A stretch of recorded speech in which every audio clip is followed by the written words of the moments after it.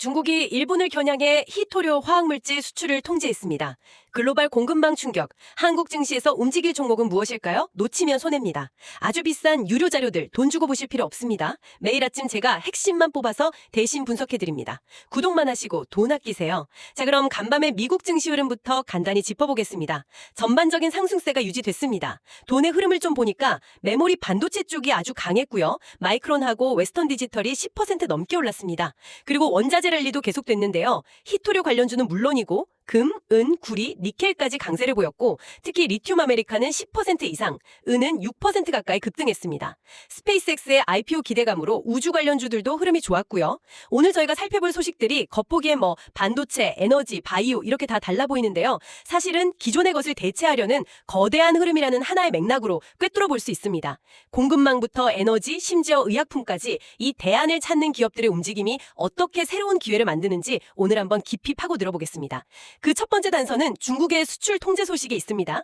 중국 상무부가 일본의 방위 목적으로 사용될 수 있는 모든 이중용도품의 수출을 즉시 금지한다고 발표했죠. 네, 블룸버그 통신에 따르면 이게 히토류뿐만 아니라 화학제품, 전자제품, 센서, 항공우주 장비까지 800개가 넘는 품목을 포함할 수 있다고 합니다. 사실상 거의 모든 첨단 산업의 소재를 무기화하겠다는 그런 신호로 읽히는 거죠. 여기서 가장 즉각적으로 반응하는 분야가 바로 히토류 자석을 쓰는 전기차 모터 시장입니다. 그래서 그 대안으로 유니온 머티리얼이 주목받는 거군요. 히토류를 안 쓰는 페라이트 마그넷을 생산하니까요. 맞습니다. 페라이트 마그넷은 히토류의 핵심 원료인 네오디뮴 대신에 그냥 흔한 산화초를 주 원료로 만들거든요. 당연히 가격이 훨씬 저렴하고 또 중국의 통제로부터 자유롭죠. 그러니까 중국이 히토류 공급망을 조일수록 완성차 업체들은 리스크를 줄이기 위해서 탈히토류 설계로 전환할 수밖에 없는 겁니다. 페라이트 마그넷이 가장 현실적인 대안이 되는 셈이고요. 그런데 한 가지 궁금한 점이 있습니다. 페라이트 마그넷이 가격도 저렴하고 좋은 대안이라는 건 알겠는데 완성차 업체들이 이미 히토류 자석에 맞춰서 설계된 모터를 그렇게 쉽게 바꿀 수 있을까요? 설계 변경에 드는 시간이나 비용이 더 크지는 않을까요? 굉장히 중요한 지적이십니다. 단기적으로는 그럴 수 있죠. 하지만 이번 조치는 일회성 이벤트가 아니라 이 지정학적 리스크가 이제 상수가 되었다는 걸 의미합니다. 완성차 업체 입장에서는 당장의 설계 변경 비용보다 미래의 생산이 중단될 수 있다는 그 리스크가 훨씬 더 치명적이거든요. 그래서 이미 보쉬 같은 글로벌 전장 부품사들은 페라이트 마그넷 채택을 늘리고 있고 유니온 머티리얼은 이들에게 제품을 공급하는 1차 벤더입니다. 이건 단순 테마가 아니라 판매량, 즉 Q의 증가로 이어지는 구조적 변화의 시작으로 봐야 합니다. 지정학적 리스크가 기업들의 비용 계산법 자체를 바꾸고 있다는 말씀이시군요. 같은 맥락에서 화학제품 통제 가능성은 반도체 소재 국산화의 중요성을 다시 한번 일깨워주는 것 같습니다. 동진 세미캠의 사례처럼요. 정확합니다. 중국이 통제할 수 있는 화학제품 리스트에 반도체 노광 공정의 핵심 소재인 포토레지스트의 원료가 포함될 수 있다는 우려가 나옵니다. 이 포토레지스트라는 게 쉽게 말해 반도체 웨이퍼라는 도화지에 회로 패턴을 그려놓는 데 쓰이는 특수 잉크 같은 물질이거든요. 과거 일본의 수출 규제 당시에 동진세미캠이 이 포토레지스트 국산화에 성공했던 이력이 지금 다시 부각되는 이유죠. 삼성전자 같은 고객사 입장에서는 공급망에 문제가 생겼을 때 가장 먼저 믿고 맡길 수 있는 대체 공급사가 바로 동진세미캠인 겁니다. 이런 공급망의 자리 문제가 비단 소재에만 국한된 건 아닌 것 같습니다. 반도체 칩 자체의 경쟁이 워낙 치열해지다 보니까 이제는 생산 장비까지도 특정 파트너랑 손잡고 독자적으로 개발하려는 움직임이 나오고 있죠. 산업은행이 삼성전자에 8천억 원을 추가 대출해준 소식이 바로 그 신호탄 같고요. 네, 그 자금이 HBM 같은 고부가 가치 메모리 생산 설비 투자에 쓰인다는 점이 핵심입니다. 여기서 우리는 YC라는 기업을 주목해야 합니다. 삼성전자와 함께 HBM용 웨이퍼 테스터를 공동 개발한 핵심 파트너사거든요. HBM의 수율, 그러니까 양품 비율을 결정짓는 고속검사 장비를 거의 독점적으로 공급하고 있죠. 이번 투자가 단순히 생산량을 늘리는 차원을 넘어서 차세대 HBM4 시장을 선점하기 위한 포석이라는 분석이 많더라고요. HBM4가 기술적으로 더 어려워지면 검사 장비의 중요성도 그만큼 더 커지겠네요. 그렇습니다. HBM4는 기존보다 칩 두께는 더 얇아지고 쌓아 올리는 단수는 더 늘어납니다. 당연히 미세한 분량을 잡아내는 검사 난이도는 기하급수적으로 높아지죠. YC의 고사양 테스터가 필수적인 이유입니다. 따라서 이번 8천억 원 자금 집행은 곧 YC를 향한 대규모 장비 발주, 즉 PO 공시로 이어질 수 있는 아주 구체적인 전조현상으로 해석할 수 있습니다. 생산량 확대뿐만 아니라 수율 개선도 중요한 과제일 텐데요. 이와 관련해서는 메모리 핸들러 분야의 강자인 테크윙을 빼놓을 수 없겠습니다. 맞습니다. 핸들러라는 장비는 마치 공항의 수화물 분류 시스템 같다고 보시면 됩니다. 수많은 HBM 칩이라는 가방들이 쏟아져 들어오면 이 핸들러가 쉴 새 없이 집어서 검사 장비에 올려놓고 통과와 분량이라는 다른 컨베이러 벨트로 정확히 나눠주는 역할을 하죠. 속도와 정확성이 생명입니다.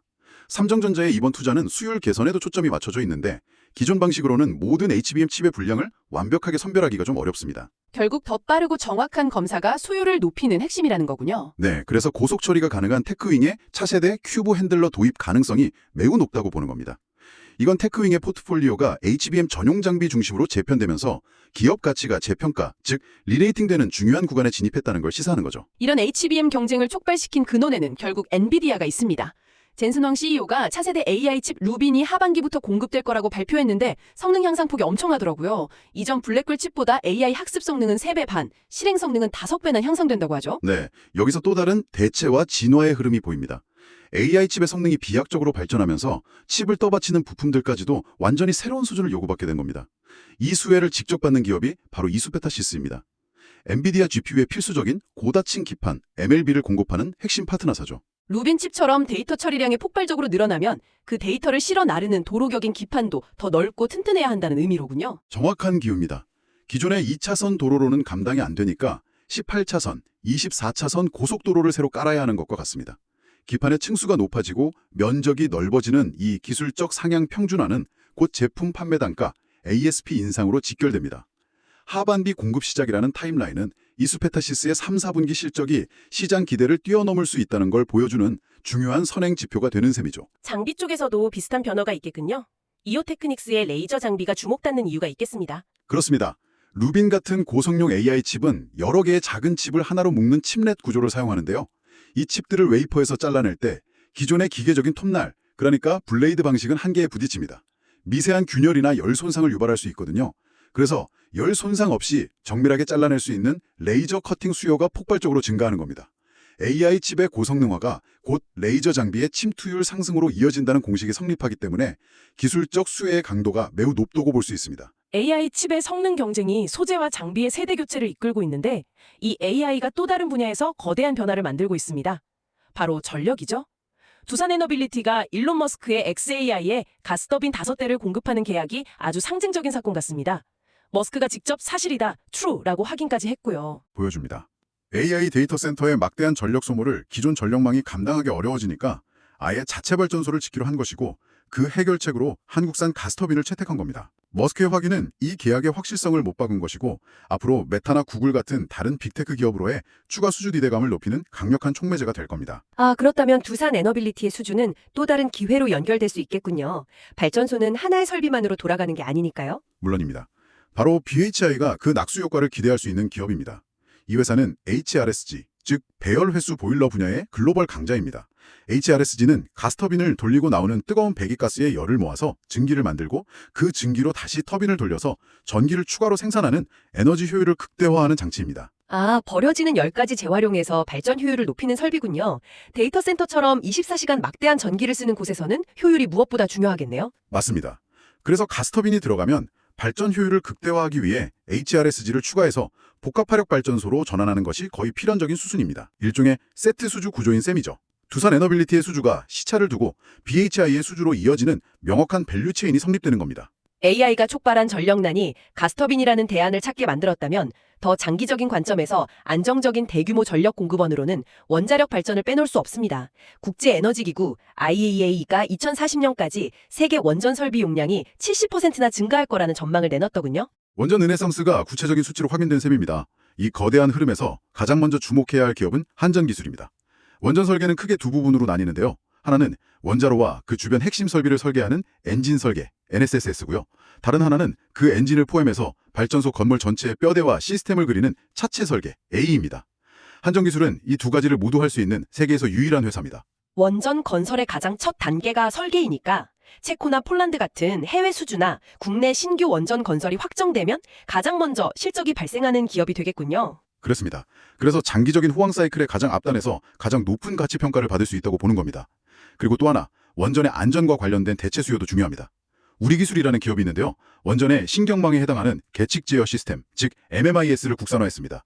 MMIS는 원전의 운전, 제어, 감시, 비상시 안전 조치 등을 총괄하는 그야말로 두뇌 시스템이죠. 신규 원전뿐만 아니라 기존의 노후 원전을 계속 운영하기 위해서도 반드시 필요한 기술이겠네요. 바로 그 점이 중요합니다. 전 세계 원전 용량 증가는 신규 건설뿐만 아니라 기존 노후 원전의 수명을 연장하고 제어 시스템을 현대화하는 수요를 함께 동반합니다.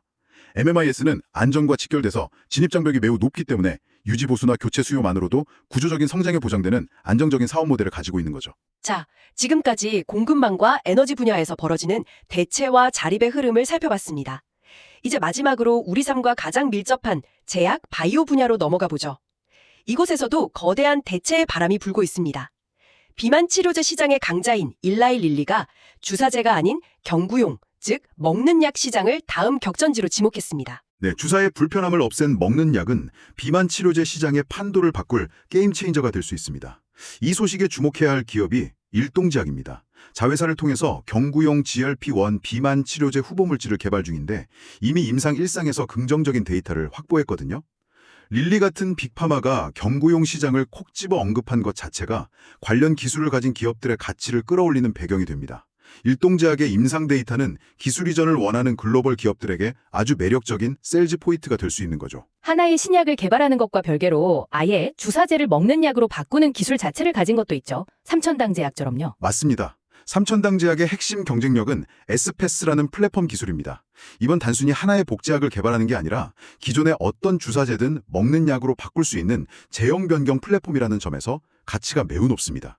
릴리의 선언은 이런 플랫폼 기술에 대한 시장의 관심을 다시 한번 환기시키는 계기가 됐다고 볼 수 있습니다. 글로벌 파트너사와의 본계약이 성사될 경우에 기업 가치가 크게 도약할 잠재력을 지니고 있죠. 경구용 약이 주사제를 대체하려는 흐름이라면 아예 치료 방식 자체를 바꾸려는 더 근본적인 움직임도 있는 것 같습니다.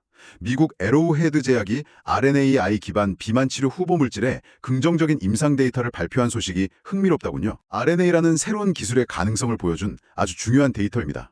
내장 지방을 극적으로 빠르게 감소시키고 기존 치료제와 병용했을 때 효과가 거의 2배로 향상됐다고 하죠. 이처럼 특정 기업의 임상 성공은 그 기술 분야 전체의 가치를 끌어올리는 효과를 낳습니다. 여기서 우리는 알지노믹스라는 기업을 봐야 합니다. RNA 치환 효소라는 독자적인 플랫폼 기술을 보유한 곳으로 상장 전부터 릴리와 물질 이전 계약, MTA를 맺었을 정도로 기술력을 인정받은 곳입니다. 릴리와의 협력 이력, RNA라는 차세대 기술, 그리고 신규 상장주라는 점까지 시장이 주목할 만한 요소들이 겹쳐있군요. 그렇습니다. 세 가지 강력한 테마가 결합되어 있죠. 그리고 이런 RNA 신약 개발 기업들이 성공할수록 그 성공의 과실을 안정적으로 나눠 갖는 기업이 있습니다. 바로 RNA 치료제의 핵심 원료인 올리고 뉴클리오타이드를 생산하는 ST팜입니다. 글로벌 탑3 안에 드는 위탁 개발 생산, 즉 CDMO 기업이죠. 아, 신약 개발이라는 R&D에 최전선이 있다면 ST팜은 그들에게 총알과 식량을 공급하는 보급기지 같은 역할이군요. 가장 적절한 표현입니다. 에로헤드 같은 기업들의 신약 개발에 성공할수록 원료를 공급하는 ST팜의 잠재적인 수주 잔고는 늘어나는 구조입니다. 신약 개발 실패 리스크 없이 RNA 시장 성장의 수혜를 온전히 누릴 수 있는 인프라 성격의 종목인 셈이죠. 오늘 우리가 짚어본 이야기들이 결국 처음 시작할 때 말씀드렸던 자립과 대체라는 키워드로 모두 연결되는군요. 중국에 대한 공급망 자립, 전력망으로부터의 자립, 그리고 기존 기술과 약물을 대체하려는 움직임까지 말입니다. 맞습니다. 오늘 논의한 내용들은 모두 기존의 질서를 흔드는 지정학적, 기술적 변화 속에서 새로운 대안을 찾아 나서는 과정이었습니다. 청취자 여러분께서도 한번 생각해 보실 문제입니다. 앞으로 투자의 큰 기회는 기존의 강자를 따라가는 전략을 넘어서 이러한 거대한 변화의 흐름 속에서 새롭게 부상하는 대안을 찾아내는 데 있는 것은 아닐까요? 기존의 해법이 더 이상 통하지 않는 시대, 바로 그곳에서 다음 시대의 주인공이 탄생할지도 모릅니다. 청취해주셔서 감사합니다. 즐거운 하루 되세요.